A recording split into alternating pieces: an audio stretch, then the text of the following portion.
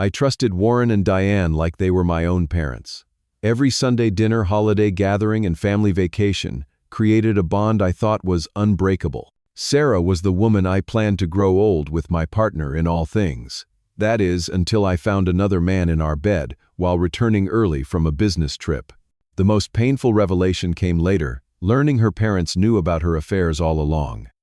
I never imagined they would have the audacity to show up at my door after everything, demanding I continue supporting their cheating daughter. Before I share how I finally stood my ground, let me know where you are watching from. Hit that like button and subscribe to join our community of real stories about reclaiming your self-worth after betrayal. The first time I met Warren and Diane Matthews was during Thanksgiving 6 years ago. Sarah and I had been dating for just 8 months, but I already knew she was special.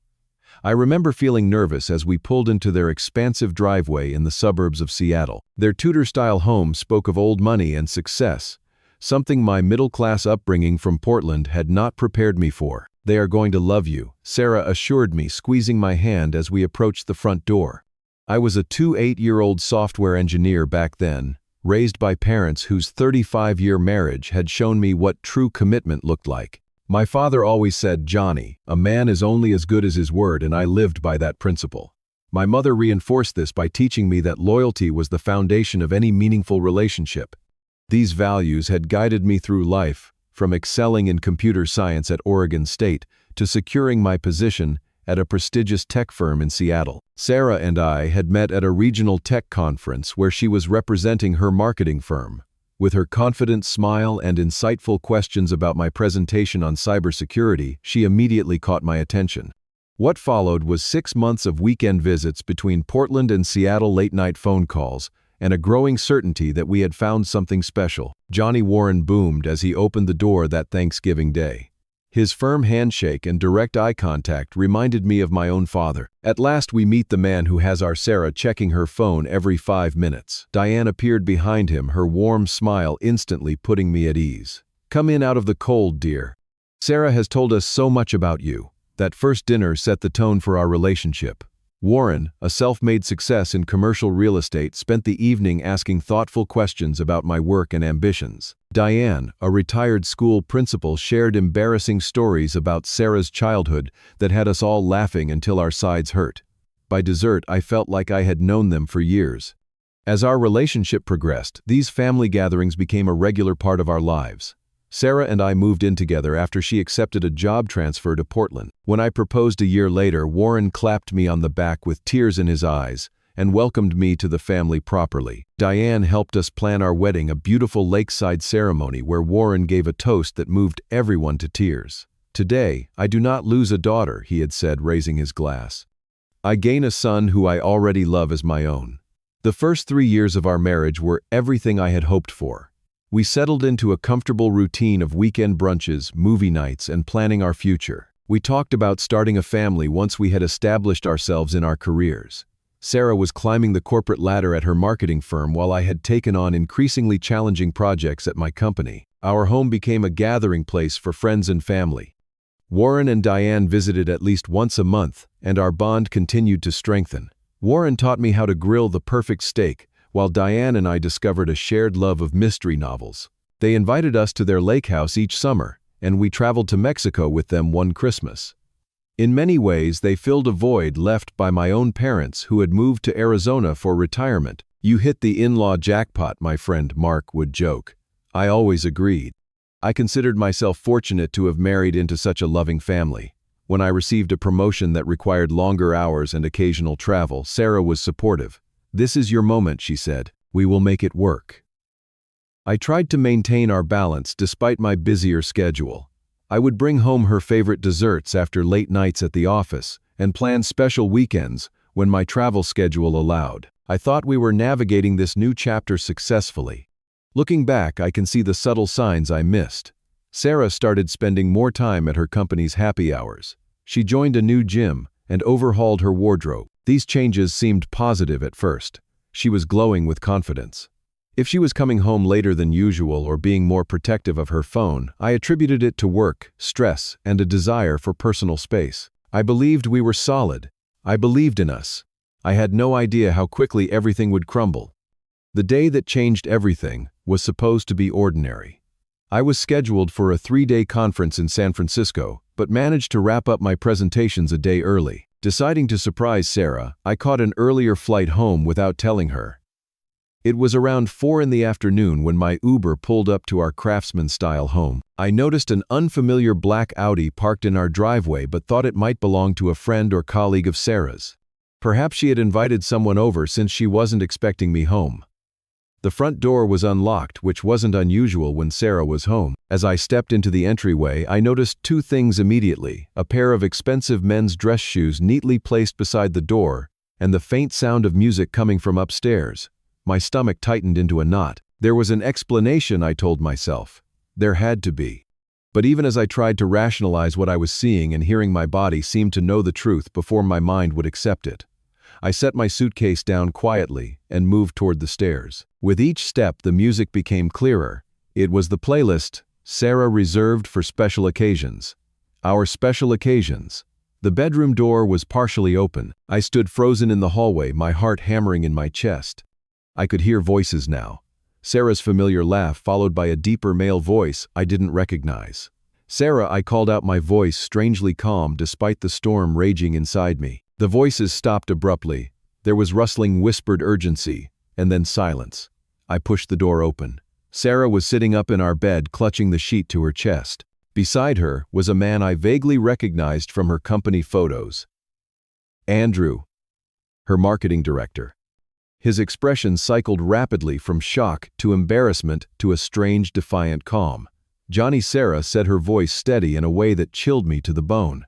"You were supposed to be in San Francisco." The simplicity of her statement, the complete absence of apology or shame, hit me harder than any emotional outburst could have. "Obviously," I replied. My eyes moved from Sarah to Andrew and back again. "How long?" Andrew stood up, keeping the sheet wrapped around his waist as he gathered his clothes. "I should go," he muttered. "No," I said. I asked a question. "How long has this been happening?" Sarah sighed, as if my question was an inconvenience rather than the desperate plea of a husband whose world was collapsing. "Does it matter?" she asked. "It matters to me," I insisted. Andrew pulled on his pants and shirt with efficiency that suggested practice. "This is between you two," he said, moving past me toward the door. "You made it my business when you slept with my wife in my bed," I said, but I didn't stop him from leaving. My focus was on Sarah, whose face remained impassive. After we heard the front door close, Sarah finally spoke. 6 months, she admitted. "It's been going on for 6 months. 6 months. Half a year of lies. Half a year of me believing in our marriage while she was building a relationship with someone else." "Why?" I asked, my voice cracking, despite my efforts to stay composed. "You've been distant," she said, finally getting out of bed and pulling on her robe. "Ever since your promotion, you've been physically here but mentally absent." Her accusation felt like another betrayal. I had worked hard to maintain our connection despite my busier schedule. We still had date nights. I still asked about her day. I still loved her with every fiber of my being. "That's not an excuse for cheating," I said. "If you were unhappy, we could have talked about it. We could have worked on it together." "Would that have made a difference?" she asked, with a coldness I had never seen in her before. "The truth is, Johnny, I've outgrown what we had." I spent that night in our guest bedroom, unable to sleep as my mind replayed every moment of our relationship, searching for signs I had missed. The next morning, when we continued our conversation, things only got worse. "Andrew isn't the first," Sarah admitted over coffee, her admission so casual it felt surreal. "There were 2 others before him." The floor seemed to drop from beneath me. "How many times? Does it really matter?" she asked again, that same dismissive tone. "The problem isn't how many times or with whom. It's that I'm not happy, Johnny. I haven't been for a while." As we talked, or rather as Sarah delivered her rehearsed explanations, while I struggled to process each new revelation, I discovered that our entire marriage had been built on a foundation of lies. The woman I had pledged my life to was a stranger to me. The final devastating blow came when I discovered the texts. While Sarah was in the shower, I did something I had never done before. I checked her phone. What I found shattered any remaining illusion I might have clung to. There were messages between Sarah and Diane discussing her affairs. Not in shock or disapproval, but in casual detail. Her mother knew. In one exchange, Sarah mentioned having to cut a lunch date with Andrew short because Warren wanted to meet for coffee. Her father knew too. The two people who had welcomed me into their family, who had treated me like a son, had been complicit in their daughter's betrayal. They had looked me in the eye at family dinners, knowing their daughter was cheating on me. When Sarah emerged from the bathroom, I confronted her with what I had found. "Of course they know," she said with a shrug. "They are my parents." "And what about me?" I asked. "I thought they cared about me too." "They do care about you, Johnny," she replied. "But I am their daughter. They will always choose me first." That simple truth, so obvious now, made me feel like a fool. Of course they would protect their daughter. Of course their loyalty would lie with her. I had been naive to believe I had truly become part of their family. That night I packed a suitcase and checked into a hotel. Within a week, I had filed for divorce. The divorce proceedings revealed even more about Sarah than her infidelity had. Despite our prenuptial agreement, she fought for assets that were clearly mine, claiming emotional distress and career sacrifices she had never actually made. She attempted to claim part of my retirement account, despite having her own well-funded one. She even tried to argue that she deserved alimony, though she earned nearly as much as I did. My lawyer, Thomas, was bewildered by her aggressive stance. Usually when the infidelity is this clear-cut, the guilty party is more conciliatory, he observed after a particularly contentious mediation session. But Sarah was anything but conciliatory. And soon I discovered why.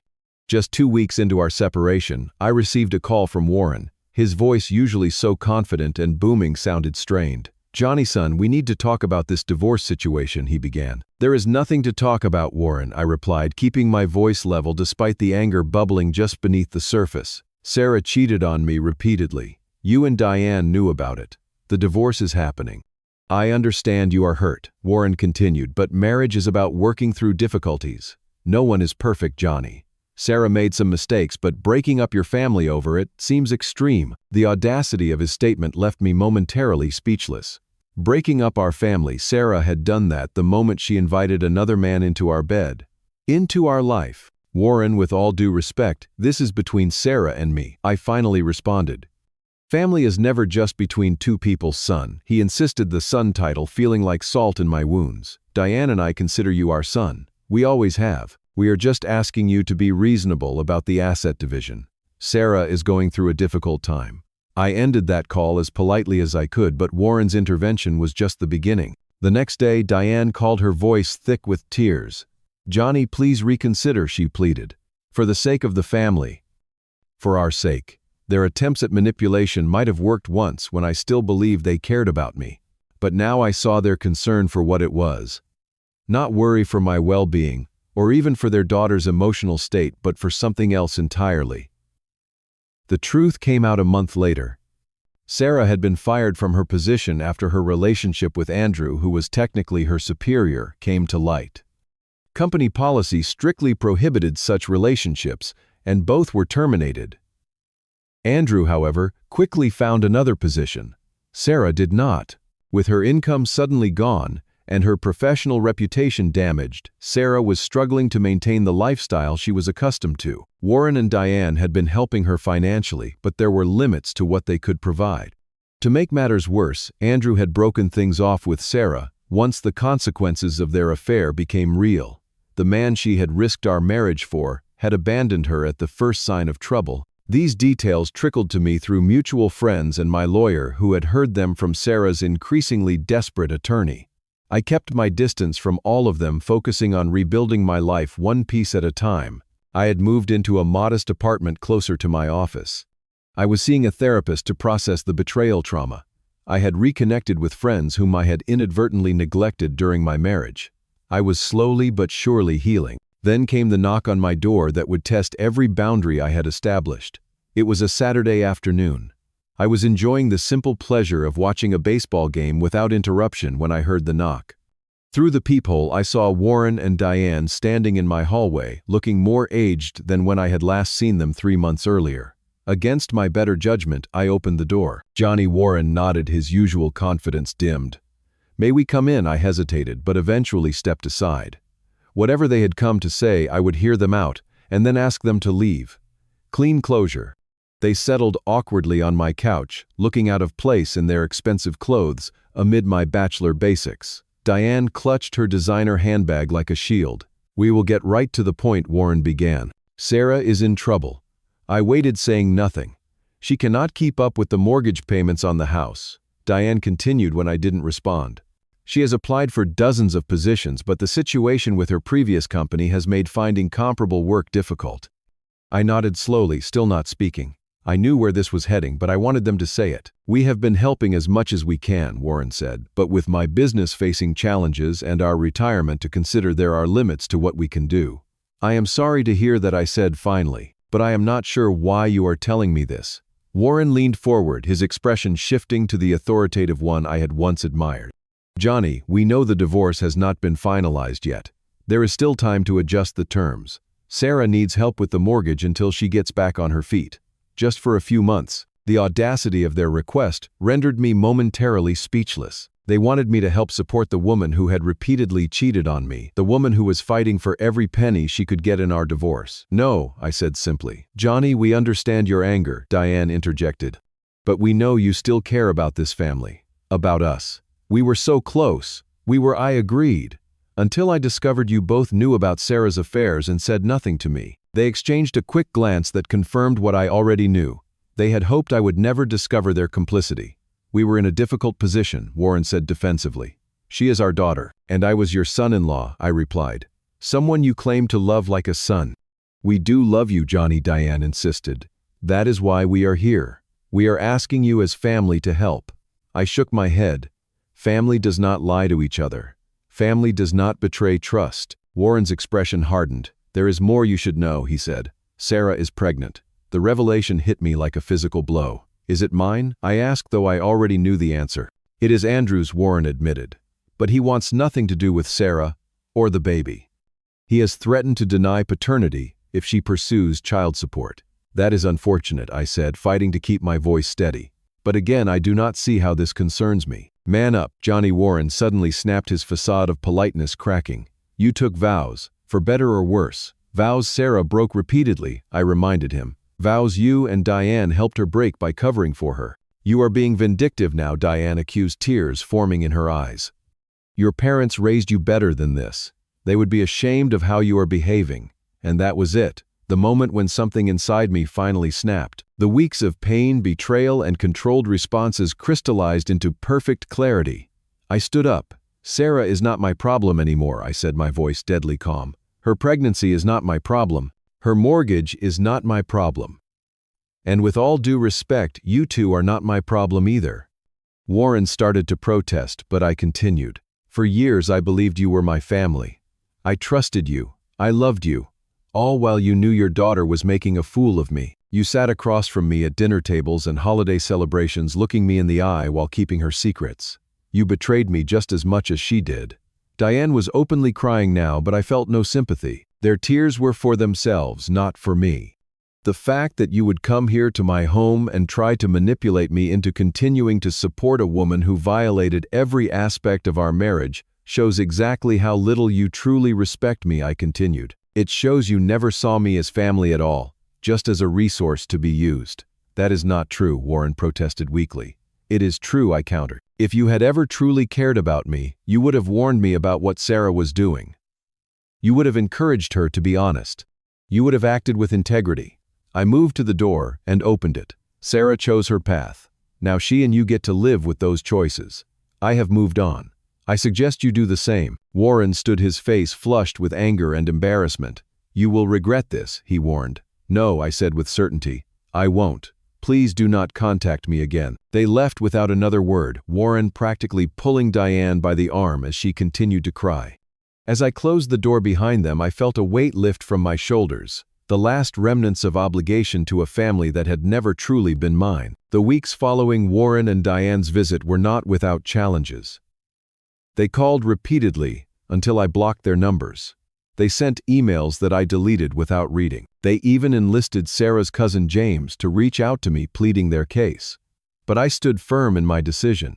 The boundaries I had established were not just about the money. They were about my self-worth, my dignity, and my future. My healing journey continued with renewed purpose. The therapist I had been seeing helped me work through my feelings of betrayal, not just from Sarah, but from Warren and Diane as well. She helped me see that their behavior reflected their own values and shortcomings, not mine.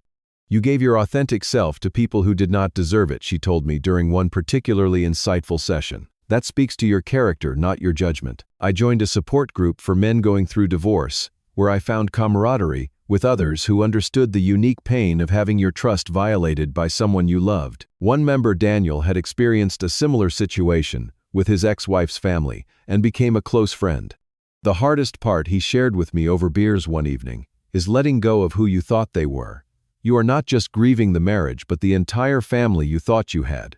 His insight resonated deeply with me. I had been mourning not just the loss of Sarah, but the loss of Warren and Diane, the parents I thought I had gained. 6 months after their visit, I received an unexpected email from a former colleague who was still in touch with people at Sarah's company. Andrew had returned to the city with his new fiancée, apparently having moved on completely from his relationship with Sarah. The email mentioned that Sarah had reached out to him about the pregnancy, only to be blocked on all platforms. Through this same grapevine, I learned that Warren and Diane had been forced to sell their beloved lake house, the one where we had spent summers together, to help Sarah with her mounting debts. The baby, a boy, had been born, and Sarah was now living with her parents while trying to rebuild her career with freelance marketing work. Under different circumstances, I might have felt a vindictive satisfaction at these developments, but instead I felt a surprising sense of peace. Their current struggles were the natural consequences of their choices that no longer affected my life. My own life had taken a positive turn. The focus I had redirected to my career resulted in another promotion. I had taken up rock climbing, something I had always wanted to try, but Sarah had dismissed as too dangerous. I had even cautiously begun dating again, though I was in no rush to enter another serious relationship. Most importantly, I had reclaimed my sense of self. The Johnny who had stood in my apartment that day, telling Warren and Diane that their daughter was no longer my problem, was a stronger version of me. One who understood his worth and refused to accept less than he deserved. The final divorce decree arrived exactly 1 year after I had discovered Sarah's infidelity. Thanks to the prenuptial agreement and my lawyer's diligence, the settlement was fair. Sarah received no alimony and no claim to my retirement accounts. She kept her car and her personal possessions. The house was sold, and after the mortgage was paid off, we split the modest equity. On the day the papers were finalized, I took the afternoon off work and hiked to the top of a nearby trail that overlooked the city. As I stood there watching the sunset, I reflected on everything that had happened and the lessons I had learned. I had learned that love alone is not enough. Respect and honesty are equally crucial foundations. I had learned that standing up for yourself is not selfish but necessary. I had learned that sometimes the family you are born into or marry into is not the family that will support your highest good. Most importantly, I had learned that even after the worst betrayal, healing is possible when you value yourself enough to walk away from those who do not value you. I carry these lessons with me now as I build a new life, one where I am the architect, not just a participant. One where boundaries are respected and honesty is non-negotiable. One where I never again compromise my dignity for the sake of someone else's comfort. If you have ever been betrayed by those you trusted, most know that you are not alone. Standing up for yourself can feel impossible when faced with manipulation from people who should love you, but I promise you, finding the strength to say no more is the first step toward a life that is authentically yours. I would love to hear your stories of standing up to manipulative family members in the comments below.